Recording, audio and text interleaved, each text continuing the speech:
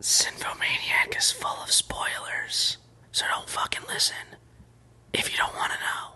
Westerns reflect the decade in which they were made more than musicals, more than period dramas, more than even comedies, actually.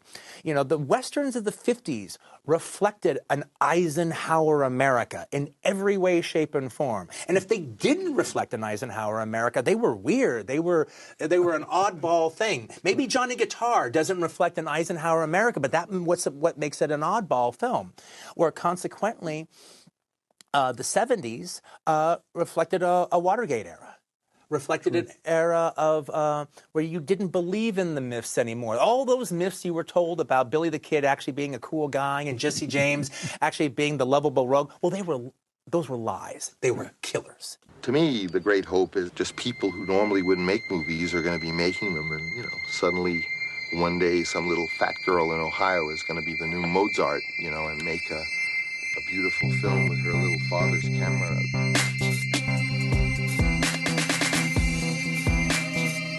To me, the great hope is girl in Ohio is going to be the new Mozart. To me, the great hope is people who normally wouldn't make movies are going to be making them. To me, the great hope is Ohio is going to be the new Mozart. To me, the great hope is people who normally wouldn't make movies are going to be making. To me, the great hope is one day some little fat girl in Ohio is going to just be Mozart. Normally wouldn't make movies in Ohio is making them. Mozart, just people who normally wouldn't make Mozart and be making. To me, the great hope girl in Ohio is going to make a Mozart beautiful film with her little father's camera recorder, and for once the so-called professionalism about moving Mozart destroyed forever, and it'll really become an art form. That's my opinion.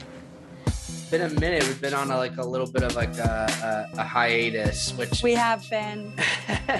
When I intended to do, because the hiatus was intentional, but what I had intended to do was have the hiatus and then use that time to put out more content that had already been recorded that I just had to finish up editing or this or that, or figure out the right sort of presentational window.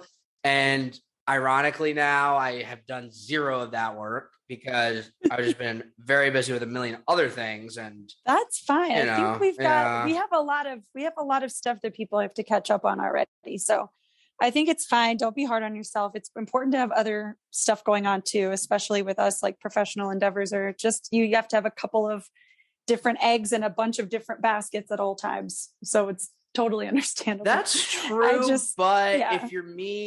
If you're me, though, it's kind of if you're you, it's a thorn in your side. I know it's a thorn in your side. It is a thorn in my side, especially because I think about sometimes stuff that I've said.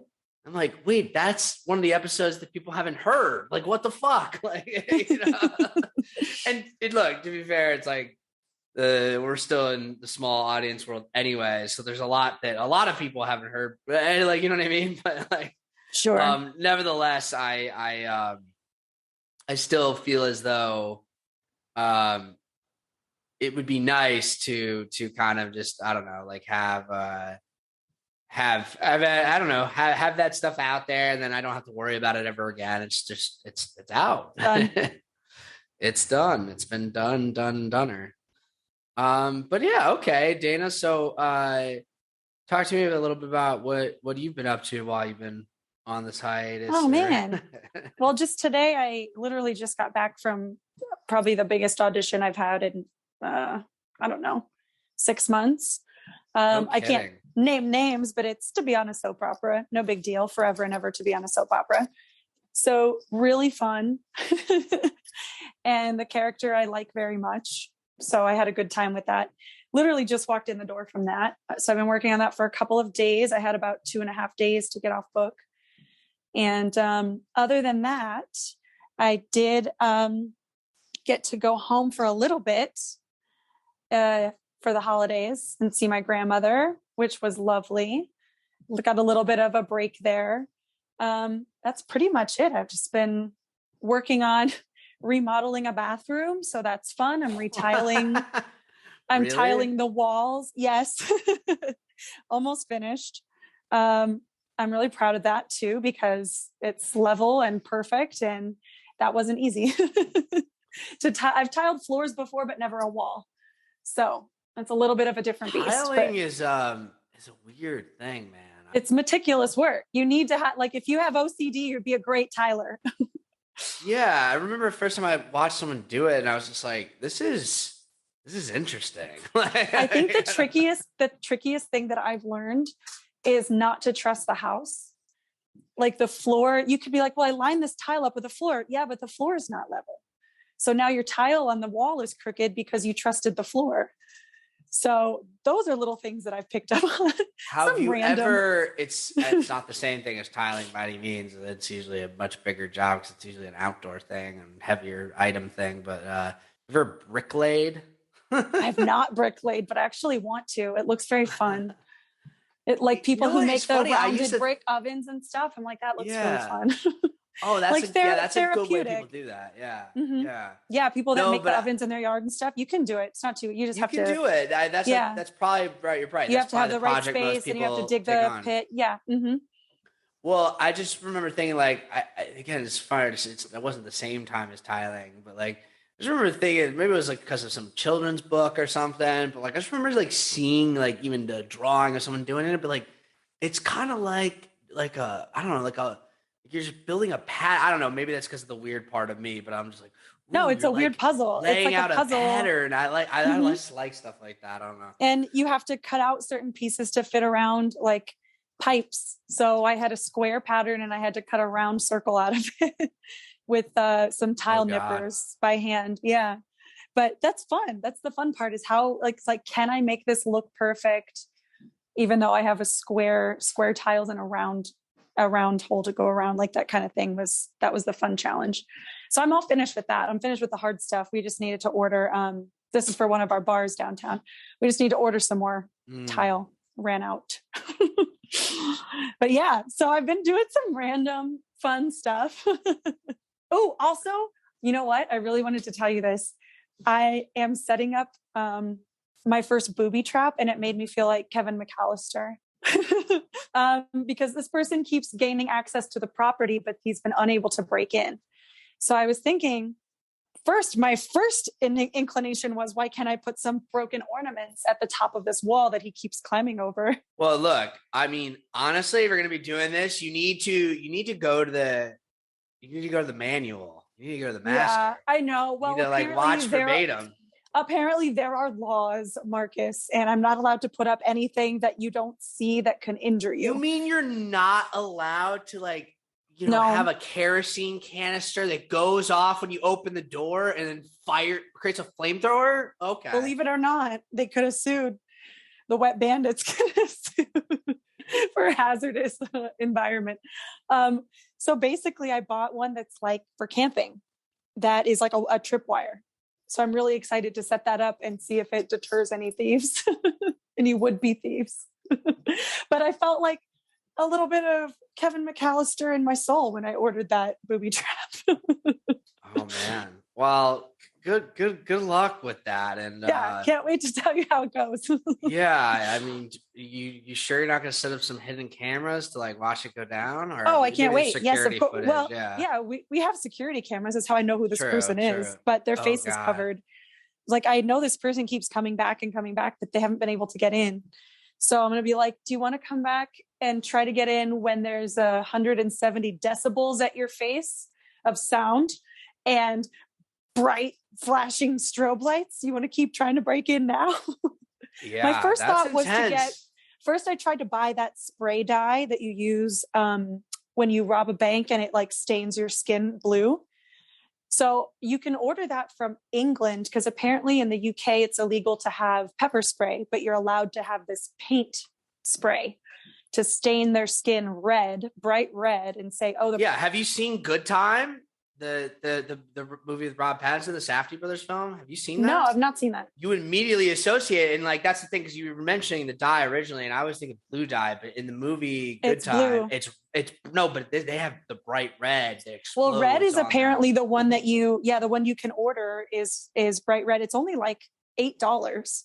So I looked up this rig, and I was going to cut an old tripod and use that as the rig, so like this person will get sprayed with the dye. However, they have to come at the right angle and they have to be there for the right amount of time. So I thought this sound one is more accurate for what I need, but I almost got that spray one and I didn't know it was a thing. Pretty cool. Also, now I know don't take your pepper spray to the UK, ladies and gents, because you'll get in trouble. I have heard that actually, but I will say this too. That's something I would just I just kind of always have it. So I would have to be a thing where if I go to England, I have to be like, oh, don't take this because I could get in trouble. Take it out of your purse. Dana, have you seen Uncut Gems? I have. Okay. So I think I was rewatching that because I got the new Criterion edition of that, just before Christmas. But I think we should do an episode soon. Adam Sandler? I hesitate every time I say this on air, whether I keep this in or not. But we should do an episode soon doing the Good Times, Uncut Gems double feature, Safdie Brothers like extravaganza episode. I mean, I guess we could cover some of their other movies too, but those are the two big ones, the two most recent ones. Yeah, it'd be fun. I love talking about Good Times. So you haven't even seen it, so there you go. I haven't seen it, but I have seen Uncut Gems, and I think I liked it. I don't have any bad memories of it. Well, let's just worry. You worry about. Well, I'll figure it out. I'll let you know if we're gonna do it next week or something, so you can watch it. Okay. But, definitely check out Good Time. I'll figure out when you should do that, and if you want to watch Uncut Gems again too, and if you have time, that would probably be useful. But I mean, if you've already seen it, it's I'm sure you remember what happens in it. I do, but it's not fresh. Yeah. I probably should watch it again. Okay. Well, it's a fun movie to watch. I know Uncut Gems, I'm pretty sure is on Netflix. I'm not sure if Good Time is or not, but Good Time. Good Time. I guess I love them both equally in slightly different ways, but they're both incredible films. Oh, I forgot. Kanye's new girlfriend is in that movie. How Julia Fox is in Uncut Gems. I know, but I'm not going to accept her being called that. I had forgotten that she was she was in things. It's terrible because the way that she's projected to me now is was her first movie. It was. It was. Oh, yeah. Okay. I think I was like, is she in stuff that I've seen? And I just realized, I think this whole time the media's been throwing her at us, I'm like, I have never seen her work. I've never seen anything that I figured she had been on some BBC shows that maybe slipped by me or whatever. I kind of assumed. No, so we'll talk about, how about this? We'll definitely talk about her in this episode that I'm proposing to you. In Uncut Gems. Let's do it. Well, she's a big, I honestly, she's a big important reason to me why that movie's so great. But I will say I'll give more context to this then, but no, she's an interesting character because she's kind of been known in certain circles. If you're in New York or into a certain circle of art or fashion, you kind of knew who she was, and not like she's super famous, but she's a known to land person. Uncut Gems as your first role in anything, you've got to know somebody. You've got to have some connections. That is more or less what happened. Yes, but. She was perfectly cast in that for a million reasons, but one of them is directly to do with that because in my head, we're talking about this with the whole way the Safdie brothers make movies, but they're very tied to their roots as New York filmmakers. We talked about this when we talked about Gloria, thankfully an episode we have released, and I actually Gloria first really came to my attention actually because the Safdie brothers, they did one of these Criterion playlists and interviews, and I remember them explaining that film and I was like, oh, I have to see this immediately. And of course it's right there. So I watched it. And, the way they talk about it, because we talked about when we talked about Gloria, the idea of what a New York movie is, the way I see it. And it's pretty much, what they would tell you as well. And they not only are from there, they not only make those movies there, but they are dedicated to making that cinema continue and thrive specifically. So they want people that are authentic to the place. So that's why Julia Fox, even though she's not one of these straight up off the streets people they have, which they have quite a lot of. But she is a person that's tied to that scene. Yeah, she had done one short film. It looks like she'd acted in one short film before that called The Great American Mud Wrestle, which sounds fun. Yeah. She plays someone she plays the bride in a mud wrestle. That actually sounds like pretty fun. If you want to look this up and see it, and then send it my way, Dana, I'll take a look. I'm just saying it doesn't sound like a bad time. Okay. Oh boy. Okay. Well, we'll have to see. We'll have to see. That sounds like one of those weird DVD movies that they sell only in certain places. Well, it's only 10 minutes long, so it's probably. Oh, that's true. It's probably just. Yeah. It might be on just like YouTube or something streaming. Yeah. Yeah, that's cool. Especially now because she's getting attention, people are going to be like, let's see it. Oh, I know. Now everyone's going to be digging through all her shit a lot more. I thought they were already doing that 2 years ago when I'm digging Gems right came now. out. And then it's like. Nope. It's Kanye. Whatever. Well, but she might be in Madonna's new movie. So it's relevant. I hope so. That's the thing I remember is that like after Uncut Gems, she made a lot of points in interviews and things like about like her being very serious about wanting to continue to act and be in more movies. And it just, I don't think she was in anything last year, but now it looks like she's going to be in some stuff this year and coming years, I'm sure. So look forward to that. I think she's phenomenal in Uncut Gems. I'll explain all the reasons why when we talk about it. I guess that's the other thing I want to flag. I think I still have, some of these reactions to some of the quote award season movies, which by the way have completely collapsed. There is no award season. It's dead. Right? It's dead. It's dead. Can we talk about it's so that bad. For a it's second? like isn't that yeah, we can. So we can. Crazy the collapse of the actual award systems. To be fair, it's been a little while coming where I think our generation and a little bit younger, there seems to be a disconnect or a lack of interest in these type of events more and more. So they were already against that, already against the lack of viewership from a younger crowd. And so there was a start of the decline. And now it's just like nobody gives any shits. No one cares. No one's going to watch it. No one's going. No one's hosting. Well, it's okay. There's a couple complicating factors though here. And it's like, I guess the reason I'm pointing it out is not even to say that the picture, the way it stands, the way you just painted it is. And so that feels like what it is right now. But it's a reason to like consider that like the situation could turn around to some degree because so the Oscars are unusually late this year. We've also had Omicron and basically the movie theaters realizing that seemingly only Spider-Man is going to sell tickets have basically just dropped all these movies out of their theaters. Now that means people are obviously getting screeners and just watching stuff on streaming at home. But like, it's hard to build a conversation that way if you're not also doing events. And here's the weird part. And the Hollywood Reporter just released their directors roundtable and the actor roundtable came out last week. And they're weird this year. The director roundtable less so, but like, it's just like, things are getting really scattershot. There's not a cohesive sort of narrative or concentration. That's the main thing that I feel like is missing right now is that usually by this time there's like a very heated debate going on between like the top contenders and you're very aware of that, right? And it's being played out in like those shows leading up. It's being played out in the tabloids, and we got some tastes of this back in December, and then it feels like since the holidays rolled around the conversation completely died. It has not come back at all. Well, I have to say, it's one of the things that, my mom and my grandmother are both big movie fans. And it's one of the things that we usually around Oscar season, who do you think, Grandma? Who do you think, Mom? Who do I think? Like this conversation, we'll all watch all this stuff. And it's kind of like, they're not really going to the theaters because of COVID, because my grandmother's 90. They're not really, I don't even think they have HBO Max yet. I've told them that they need it and she's going to get it at some point, but don't even have access to that kind of stuff yet. And it's just kind of like sad.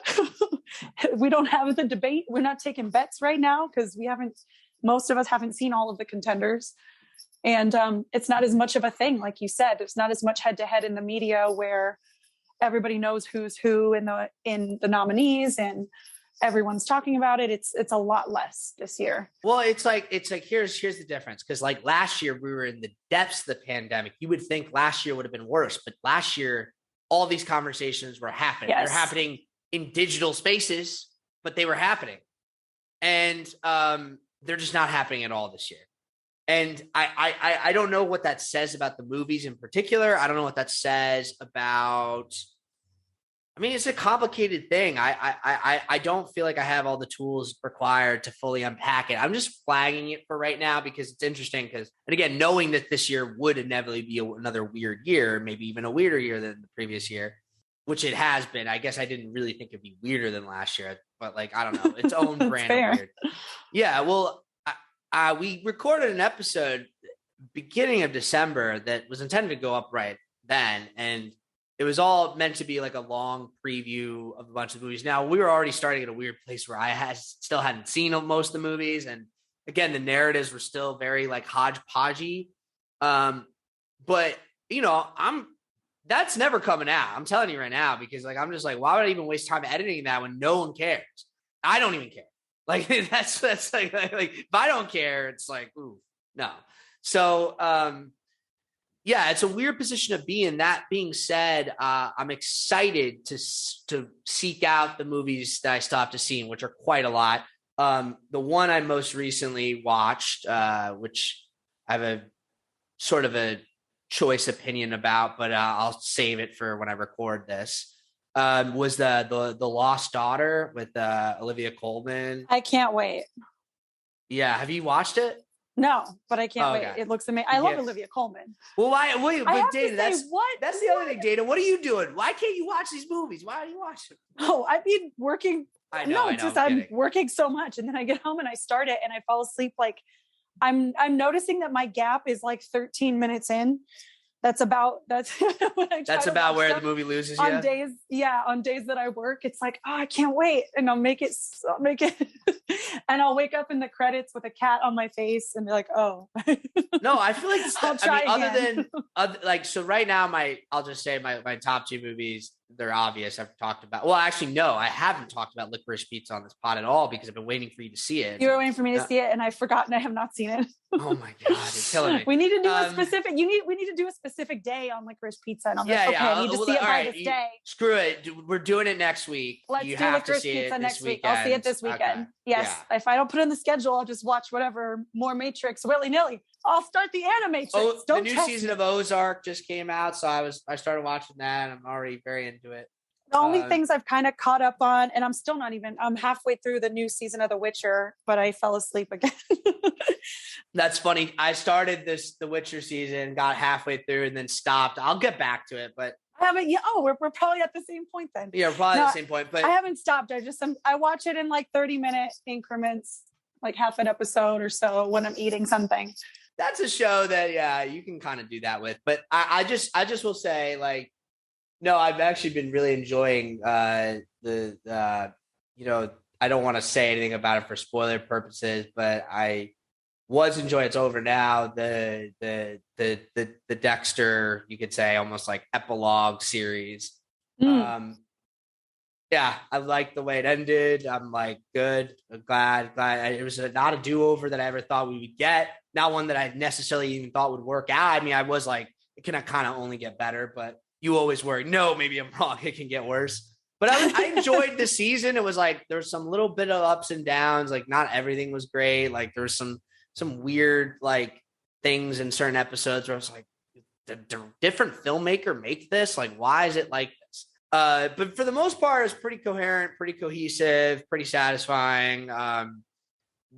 Brought back the character, but like had like certain restraint on some things. I know some fans probably wanted less of that restraint, but I thought it was necessary. And then the other thing that's new, really excited about, other than, like I said, just started Ozark late last night, is The Righteous Gemstones on HBO. Yes, finally. I actually really liked that show a lot. Oh, I love it. So and the first 3 episodes now of season 2 have been fucking chef's kiss like fire. We can even go back. Eastbound and Down was fantastic. And what about Vice Principals, the middle son? Yes, Vice Principals. I forgot that was them too. Yeah, well, so Eastbound and Down came first, then Vice Principals. Now it's The Righteous Gemstones. No, Vice Principals. It's the same 2 guys for all of it. Yeah. Yeah. Well, it's actually funny. I went back, I was showing a friend of mine who had never seen it. Danny McBride's original breakout movie, The Foot Fist Way. Have you ever seen this? Yes, I love The Foot Fist Way. That was my first introduction. Well, you are a karate you are a martial arts person. Yeah, I'm a martial arts, Makes but sense. to be real, I like real kung fu movies, but I also love kung fu movie parodies. I just could say, if you've ever been to strip mall martial arts, like, was all over this country, especially like when I was growing up. I don't know if it's as much true. 100%. I don't think it's as big as it used to be, because now it's just like people take martial arts in a very different perspective now, where it's like, now it's not something for kids or for people just like to casually do. Not to say that like I thought the dojo I went to was like pretty serious, but like the way they pitch it is that it's very casual, right? Right. They want your kids to be there for summer camp. Right, exactly. They want to get you went into to summer it before they camp. start. I learned how to do throwing stars and learn how to cut things with a sai. Oh yeah. Well, see, that's the thing. So now I think 12. I think what's changed is that like as MMA has become very popular, now people see martial arts as like it's this brutal combat sport for people who are very serious about it. You can die. You can, like, there are literally deaths in the ring. Like, people, it's not like if you do, you're right. If you do the strip mall, as we're calling it, strip mall martial arts, you're going for tap, you're going for points. You're going for a tap in a location. You're not actually doing having the boxing mentality of going for a knockout. MMA, you have that same mentality with the technique that you're using in that strip mall tap.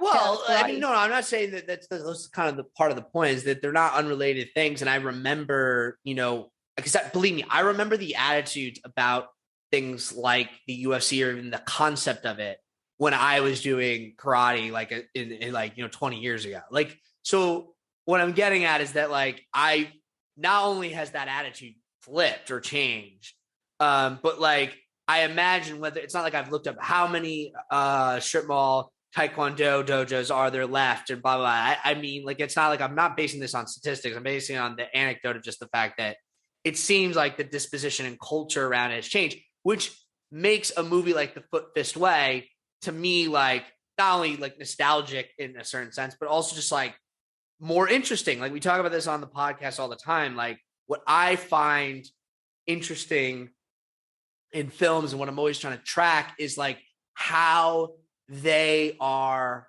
quite literally, every movie is a time capsule of some kind. Like, that's what I'm saying. So like, I look at this now and I'm like, oh my God, like this is like articulating a certain specific thing in American culture, in American life, in American context. Well, and they hit the nail on the head. Yeah. Oh yeah. I have to be honest. When I first moved to California, I joined like just whatever dojo was near me. And this guy, the owner of this dojo in Burbank, I think is the basis for Danny McBride's character. Because during our workout, in the middle of the workout, he had us gather around and I was like, oh, he's going to give us some instructions. And it sort of was. He was like, you need to have a success mentality. That's how I got my house in Tahoe. I have a success mentality, and that's why I'm getting another house. And I was like, wait, are we stopping the workout so you can tell us about your dream board? Well, do you know if this happening? Hold on. So do you know if this guy was originally from North Carolina? Oh my God, I don't know, but I would not be No, surprised. but like, here's what I'm going to say. Because everything you just said about how he acts and talks is exactly like Danny McBride's character. But I don't think it's likely the person it's based on, because no, but I did not go back to classes there for this reason, because I was like, I was getting a good sweat. I was in a good rhythm, and you stopped me for literally nothing to talk about yourself. You're wasting my time and my money, and I don't want to come back to this dojo. I still have my gi from there, because they made you buy their gi with their logo on the back if you wanted to train there. Okay, but hold on. So two things. One, what you're describing is basically the scenes in The Foot Fist Way where the girl just kind of side her up, exactly all that stuff. But no, I'm saying like what's interesting to me about it is I'm pretty sure it can't be the guy based on him. But it just shows you the fact that it's so similar and that it maps on so perfectly. just shows you that they articulate the type so well. It really hit home a real for type me of because person. I was like, oh my gosh, I've been to this dojo. It's this guy. It's this fucking guy. No. And my karate experience, like the people that ran my dojo weren't like that guy at all. But I also knew that type of guy too, because you would see him in other places, in other dojos. You would get that impression just by proxy. And you see it, and it's just like, I mean, now it's like not only is it the Taekwondo thing, but it's been amazing to me to just watch like the consistency things that I think are so specific to Taekwondo, but now we also have seen throughout his body of work are also equally Danny McBride things that he does, and that like he's transcribed onto all these characters, which I think he's done perfectly because they're not all the same, but they all have these certain common things that he does super well, and that's why the shows are so funny. Well, I think the commonality is like this blind arrogance that all of these characters have. Oh yeah, the blind arrogance. It's key. It's super key, and I think that it's a commentary on. I mean, it's a genius commentary on a lot of the mentalities in our society right now. Just like you have to be confident. No one's allowed to say that they were wrong or that they changed their mind. You were right, and you were right all along because this is my dojo. No, that's actually a common thing that's happened in all these shows. That's like, you're absolutely right. Like, it's kind of the thing you can see the scene in every one of the shows where it's like Danny McBride's character's like clearly been proven wrong in some way. He's like, well, that's what I meant the whole time. You weren't paying attention. Like if you were fucking listening to me, then you know that's what I said. Don't fucking come in here stealing my ideas and shit. Yeah. Like it always flips it on the other person. I have to just like throw this in there just because we're having this conversation. But sure, yeah.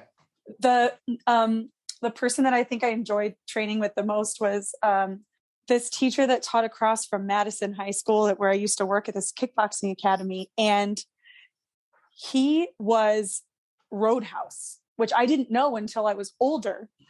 But I was like, oh, he's like a wait, a like thin, Swayze? Like yeah. Shit. In the sense that he worked as a doorman for like 30 years and was just this unassuming, like he wasn't a big guy. He was maybe 5'10", 5'11", but wasn't like a heavy set or particularly muscular dude, but he could easily disarm someone twice his size. It was incredibly impressive. He's the one who encouraged me to do more kickboxing, to where I cracked my nose and quit kickboxing, but I had a great time. And he was like humble and serious and everything that a sensei should be.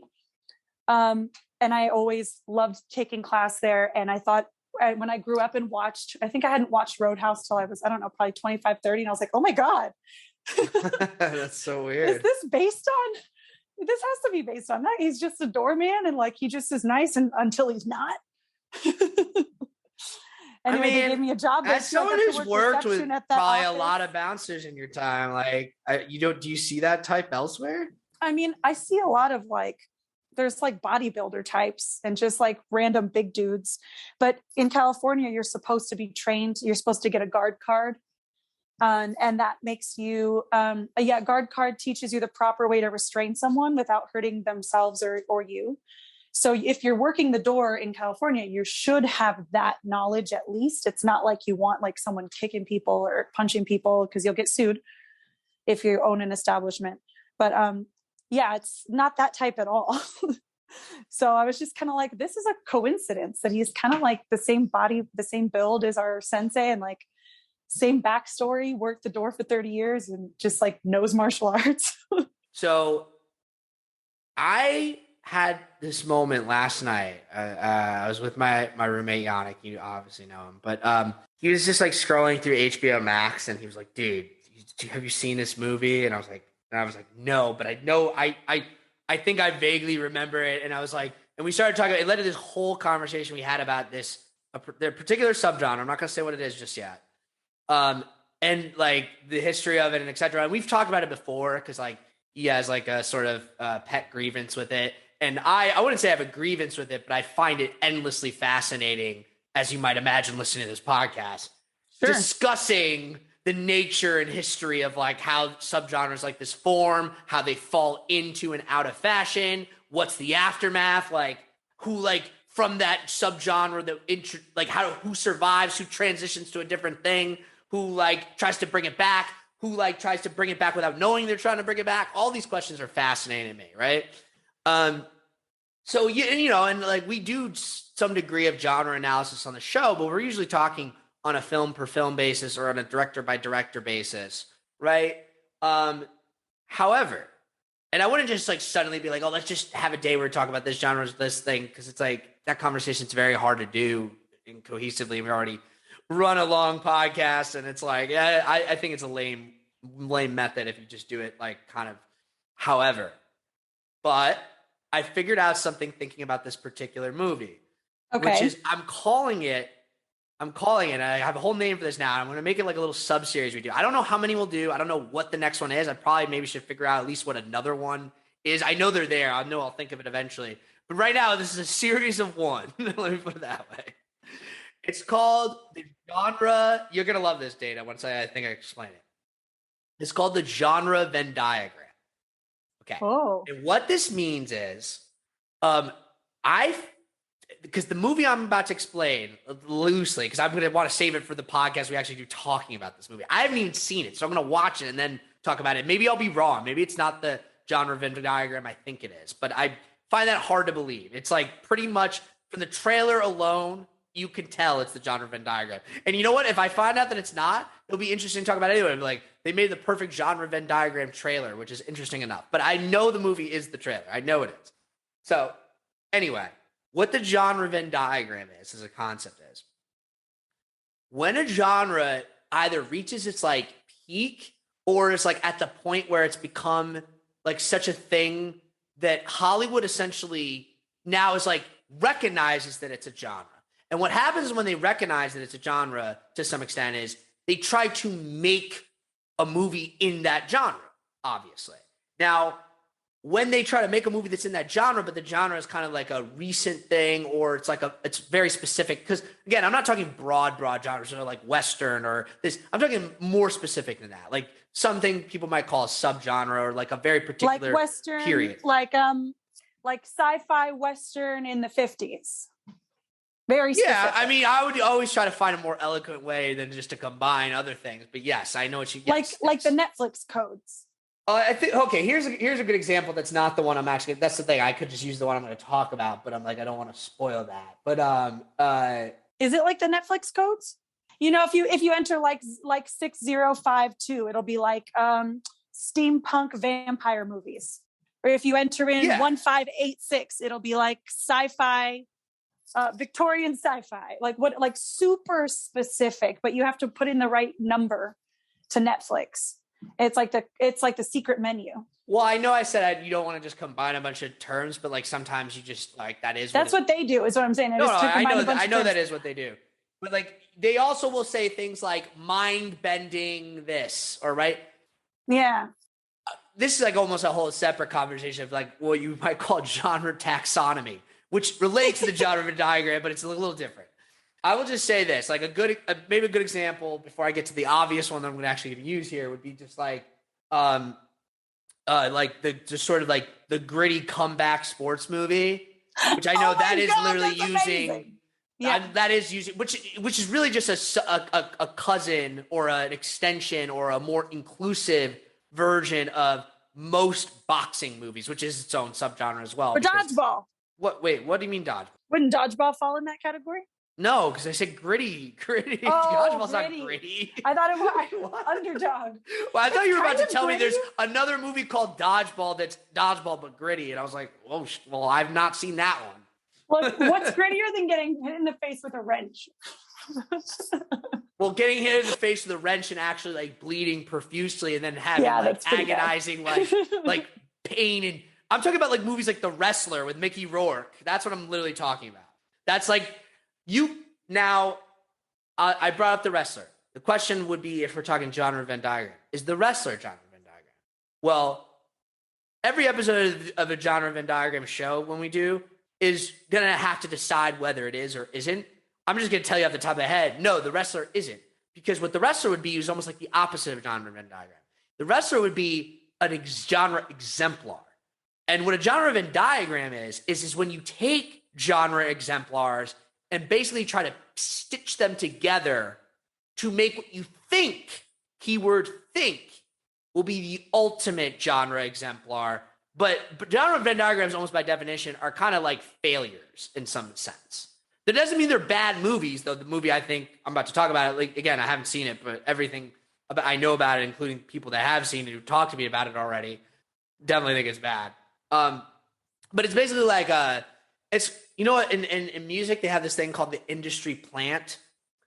It's kind of like that for movies, a little bit, where it's like, oh, the industry recognizes that this thing is popular, so now we're gonna invent our whole version and present it to you like it's the same, like it comes from the same sort of like, oh, just happen to get here backstory, but not at all.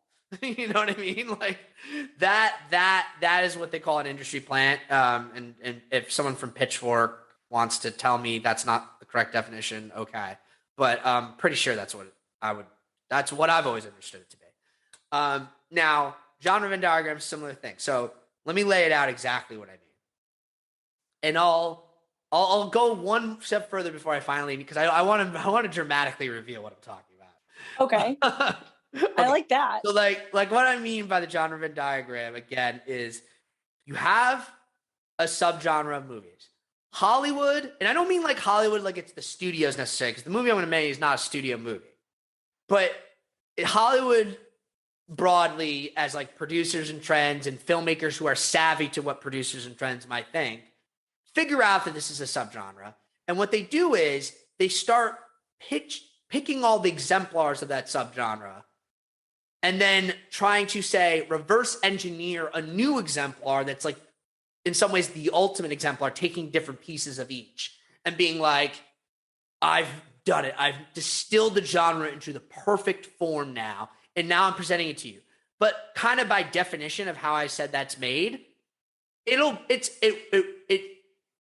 never be like it'll rarely be a really good film, and whether it's quote good or not, it's always going to suffer from the fact that it feels so artificial by its very nature, because it's like a patchwork. It's like, here, this piece from this piece from this piece, stick it together, there, boom, there you go.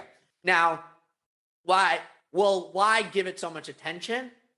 What I think, the reason I find this concept fascinating, and I think as I talk a little bit about this movie, you'll get why, is because you find the genre Venn diagram, and then by understanding and studying the genre Venn diagram, you understand something like almost like a deeper level of the genre itself, because you understand what cynical people view it as. And most genres, this is the trick too, especially when you get to the genre Venn diagram point in your evolution, are kind of cynical, because they're like Hollywood trying to find ways to do the same thing over and over again without making it exactly the same thing over and over again. And that's okay. I like genre. I like working in genre. Some people, like, I feel that I understand this concept in the sense that it makes me think of Hallmark holiday movies. And 100%.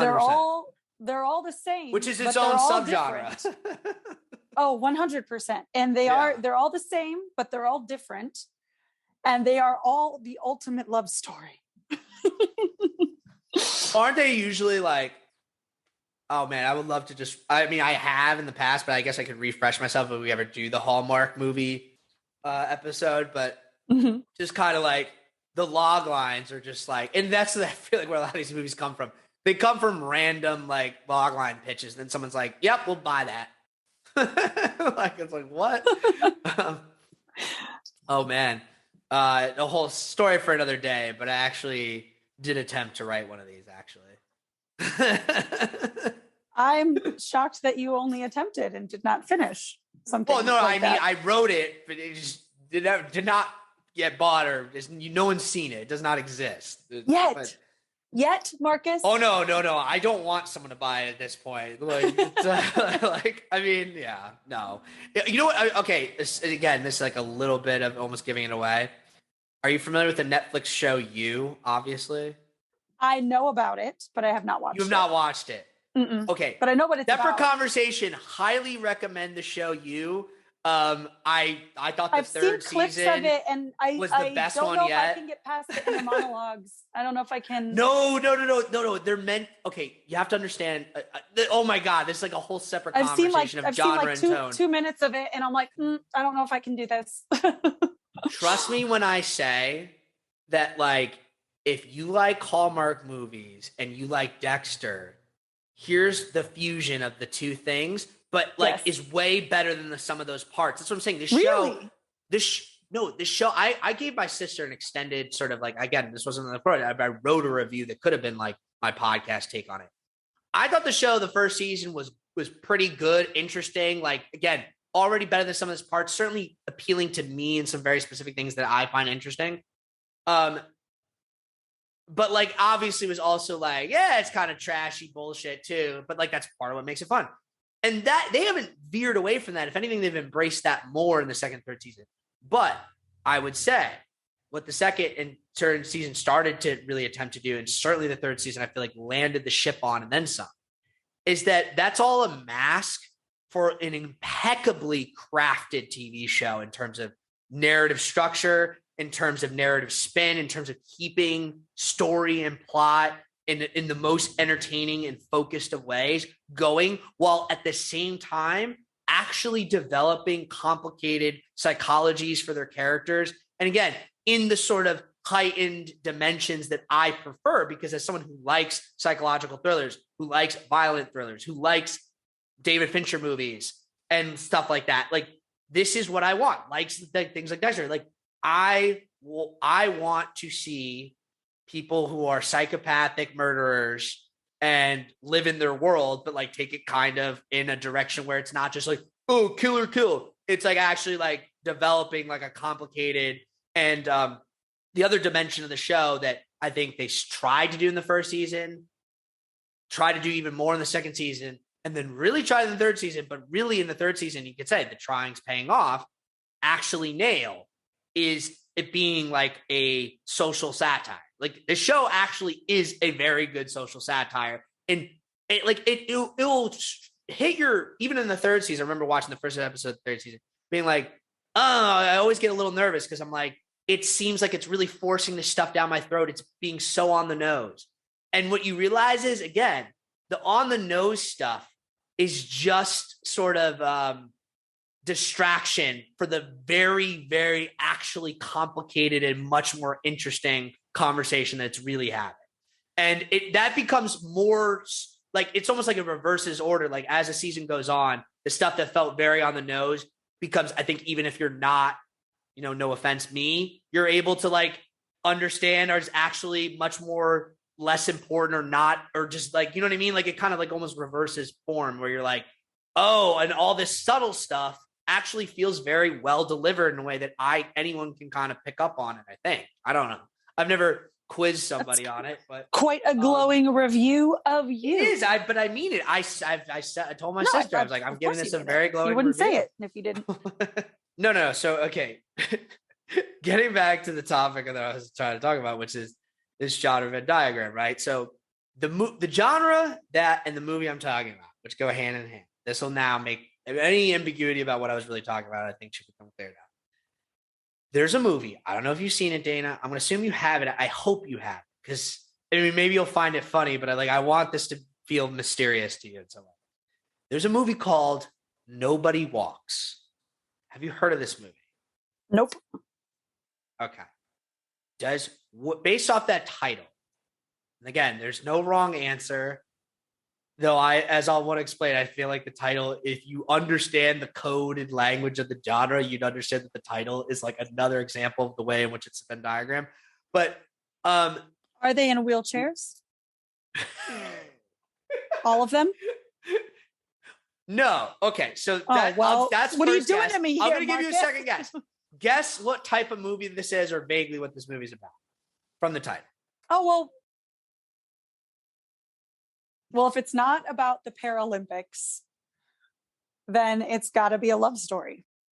That's not a good answer, because I'd be too broad. Okay, but fine, fair enough. I'm not going to say your answer is neutral, neither wrong, incorrect nor correct. I guess it could be like a heist movie too. Nobody Walks. Oh, that's actually good. That's actually clever, Dana. The people who made this movie are not clever. I don't want to beat up on the too hard, especially if I haven't even watched it, but I'm pretty sure they're not. No, again, I'm not trying to offend anybody, but like, we're here to talk about this movie. It came out fucking 10 plus years ago. Let's move on. Alert. Yeah. So here's what Nobody Walks is. And I'm expecting you're familiar with the term I'm about to use next, but if you're not, I will offer up the best explanation I can for you and for the audience if they don't know. Nobody Walks is the genre Venn diagram for the genre I didn't invent the term, but the genre called Mumblecore. Called Do you know what Mumblecore is? Mumblecore. Mumblecore, like Mumblecore. Like instead of hardcore, this is Mumblecore. No. Okay. It makes me think of rappers, like new age rappers. Mumble rap. Yeah, mumble rap is a term. And you could say Mumblecore, but Mumblecore was already taken before mumble rap existed for Mumblecore. No, but like Mumblecore could be like the umbrella company for all the mumble rappers. You know what I mean? Okay. Let me use, okay, like well, and I wouldn't be surprised. It's not what it means, but it sounds like a record label. Honestly, both. Here's what you're going to find as I explain the history a little bit. And I got to restrict myself from not getting too into this because that's the whole point of this episode is to give it to you there. But I just want to tease this out a little bit because I'm very excited to do this, as you can tell. So, but like mumble rap, mumblecore is very literal in a lot of ways, at least in its origin of how it came about. Is like it's a movie where people mumble. Obviously, that doesn't tell you very much other than a very literal thing, which I'm not saying people are mumbling in this movie. Nobody Walks. I'm sure it makes me think of Renee Zellweger in Cold Mountain. Wimble. If y'all go wimble all night, I'm gonna sleep in there with him. Okay. Yeah, but mumbling is more like, you know what a mumble is. I mean, you're just talking about mumble rap. Mumble, wimble, wamble. It same means thing. but it means like you're talking Whispering. in kind of like a way. Exactly. It's like you're talking in a way where it's like hard to understand what you're saying. Mumbling, yeah. It's not like clear, projected for the theater dialogue. Now, if you're just isolating that concept of mumblecore to what I just said, and I people might want to shoot me already for saying this. They might be like, oh, like Robert Altman movies? And no, because again, while in theory you could connect some thread there, and you could certainly say there's a lot of mumbling and unconventional sound design in a Robert Altman film, but here's the problem. Mumblecore, like a lot of genres, a lot of the genres that we would do genre Venn diagrams for, is a subgenre phenomenon. And being a subgenre phenomenon means you kind of come out of a very particular period in a very particular mode of production. And you then grow and extrapolate, and then one of two things happens. Either because that mode of production or because that time period is just kind of past, you fall out of fashion or you evolve. It's like change or die, right? And sometimes the evolution feels like, oh, this is like the next form and it's continuing a tradition. Other times the evolution feels like it's a total pivot away from, or it's just like, this is what remained of the species, but like there's something completely different now, you know, like, or it's just dead, or it lingers on as like this, like appendix like thing where it's just like, it's there, but no one cares or likes it or needs it or wants it. Now, what mumblecore is, and this again, I'm not going to get too deep into the rabbit hole, the history, all that. I'll save all that. Mumblecore basically are movies. I would date the origins of mumblecore to like maybe 2004-ish. I know there's some pretty important ones coming out by 2006. Basically like mid 2000s to mid 2010s. So like if you want 04 to 2014 or maybe a little later, you can go as high as 2015. But by like 2016, 2017, they're more or less dead, or what's left of them is like certain types of HBO shows that are also now more or less dead. So mumblecore is from that period, and it tends to be about young artistic types of people living in New York or LA. Very important. And often, I live in New York, but I'm from LA, or I'm from LA, but I live in New York. It's one of the most common sets up, including in Nobody Walks. Okay. And the whole idea is it's like, I'm like trying to find myself. And again, I'm not saying that's the plot of all these movies, but they're all about this kind of like, sort of like unrealized longing. Manic pixie dream wanderlust. Okay. So it's interesting you say that, because the manic pixie dream girl, as we talked about when we talked about Chungking Express, right? And now I'm really proud of the job we did there unpacking that. Yeah, they're interrelated, because if you look at like movies like Garden State, which are like the manic pixie dream girl films, or like Elizabethtown, literally the film was coined from, they have some relation to Mumblecore in a certain sense, but they're also very distinct. They might have overlapping tendencies because of overlap in the types of people that are writers and filmmakers that make these movies, but they're coming from a different place, because the movies I just named, including Garden State, which, yes, you know, when it came out, was seen as this indie, but like, talk about industry plants, it's like really not in a lot of ways, and it doesn't feel like it is a weird way to say it. But the origins of Mumblecore, which by the time you get to Nobody Walks, it's pretty far away from, is truly like low budget filming. It's like movies shot at the time when not a lot of movies were shot on like video or digital video. These movies were, right? And they would basically be made for almost no money, and it'd be a bunch of friends, usually in LA or in New York, or sometimes other places, but not usually.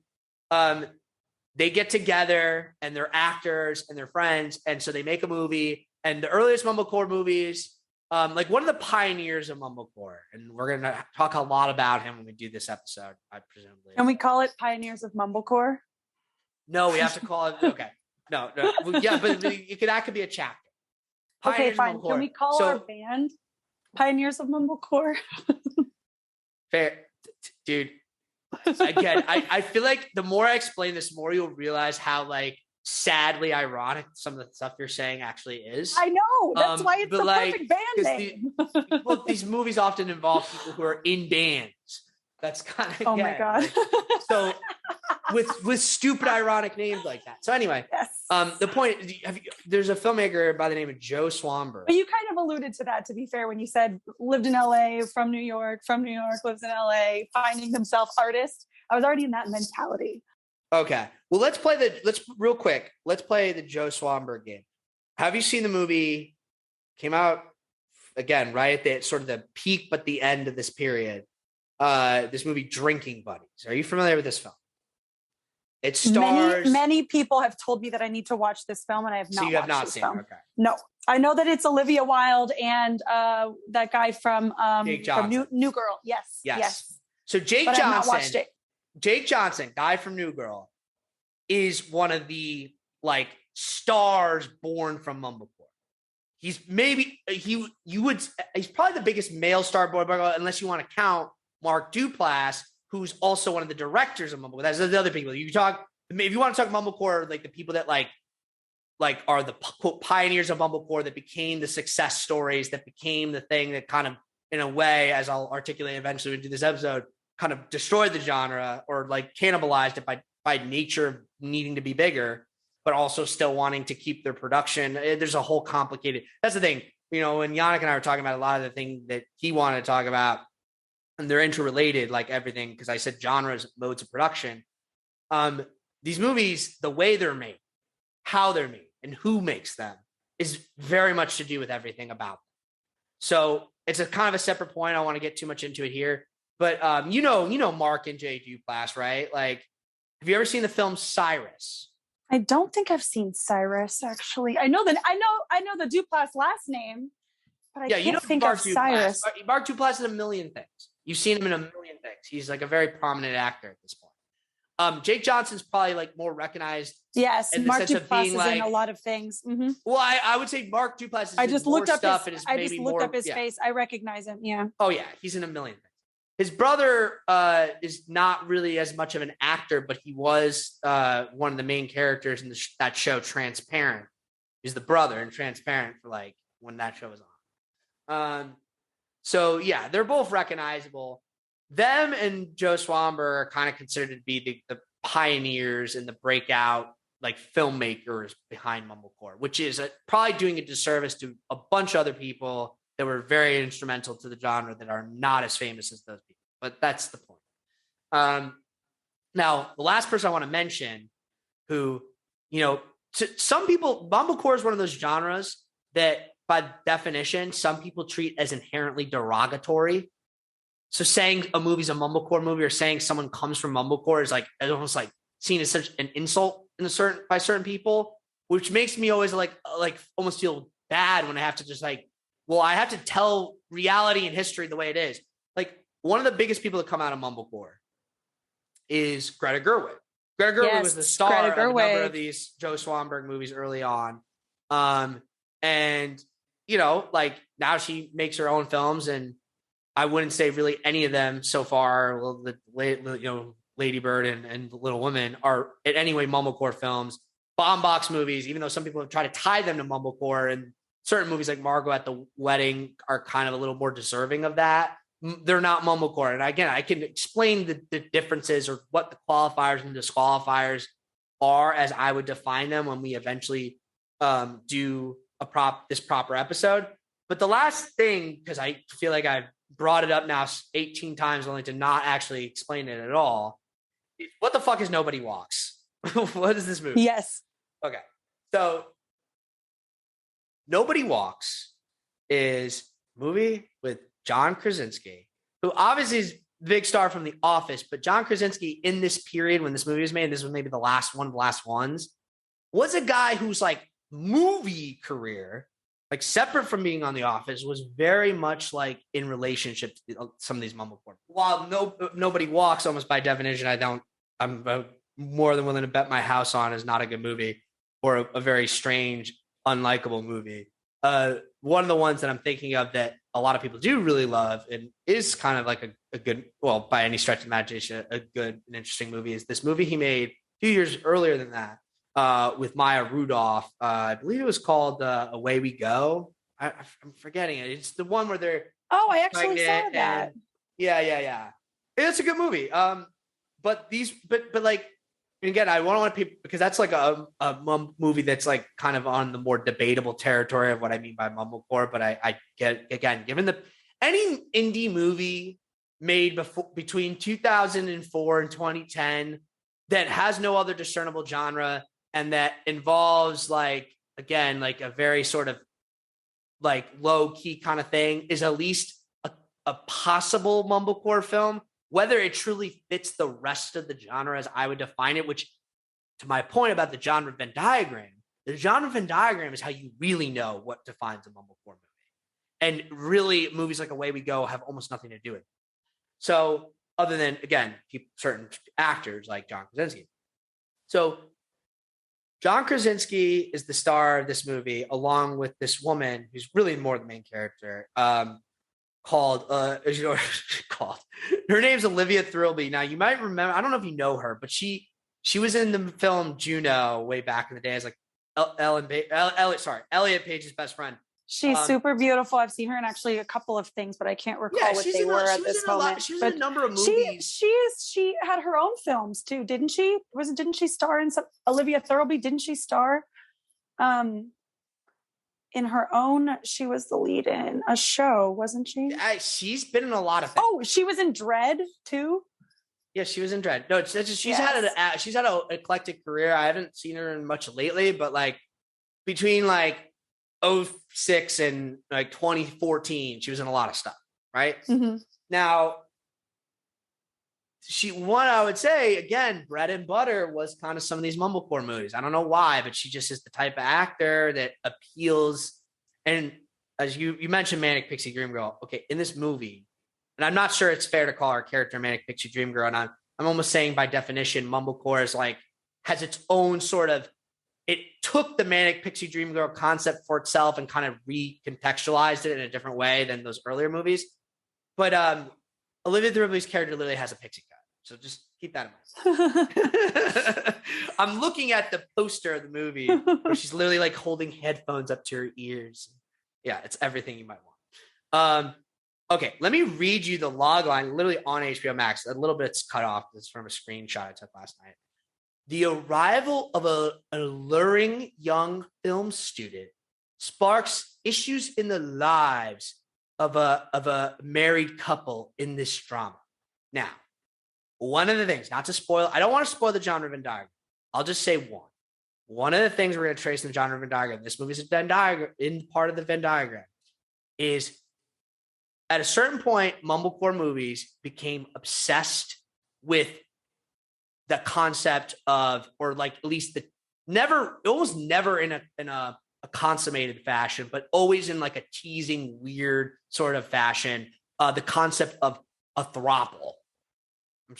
I'm guessing you know what that term is.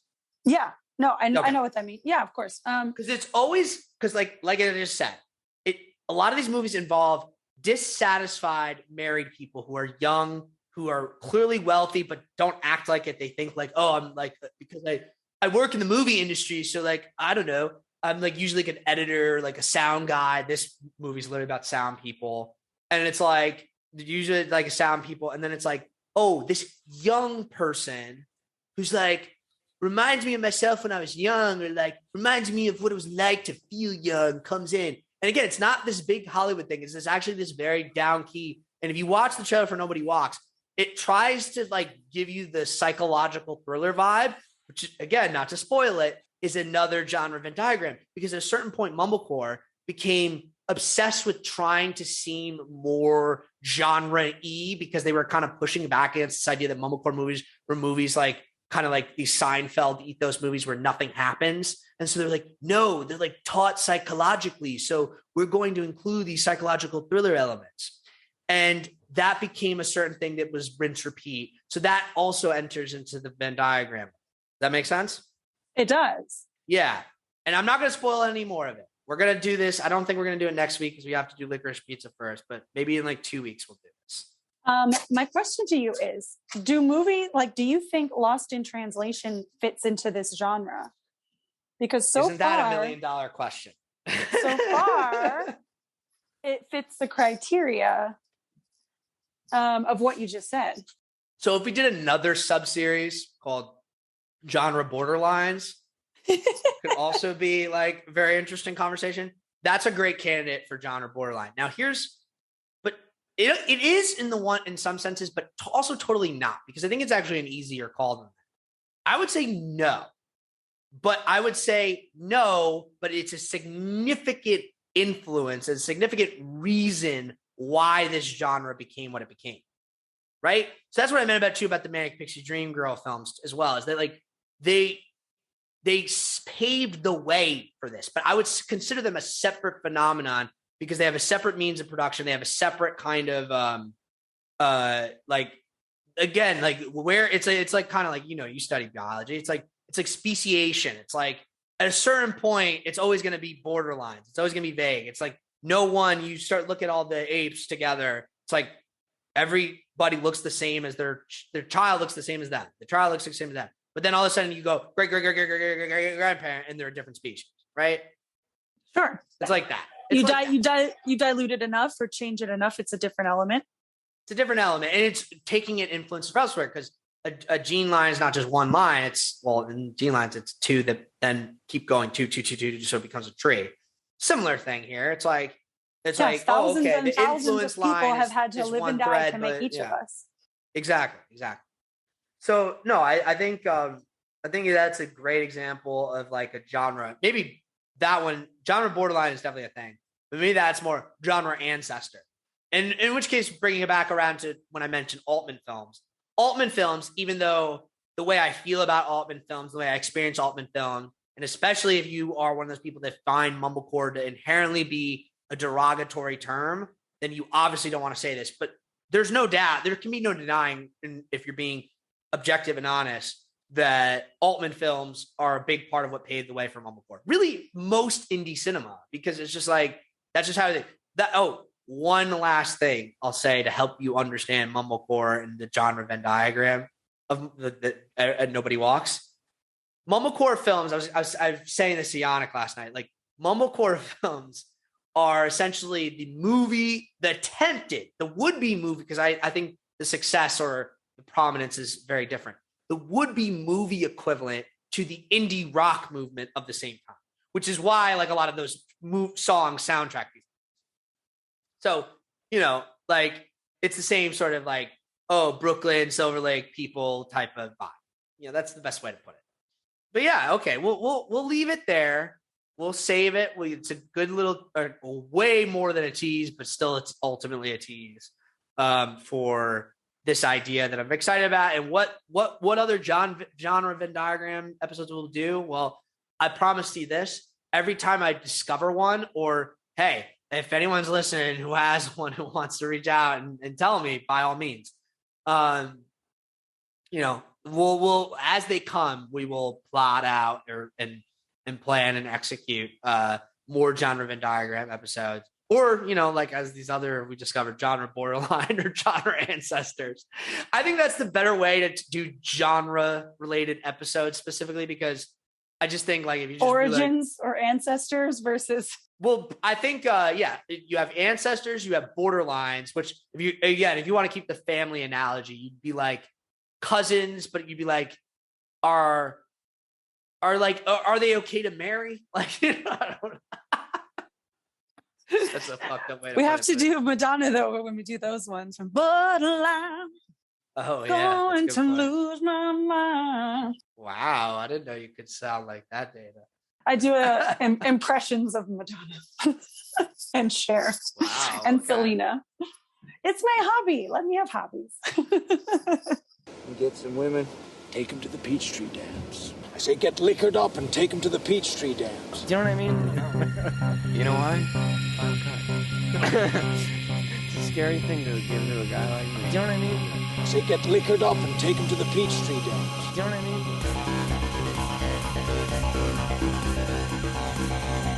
I say get liquored up and take them to the Peachtree Dams.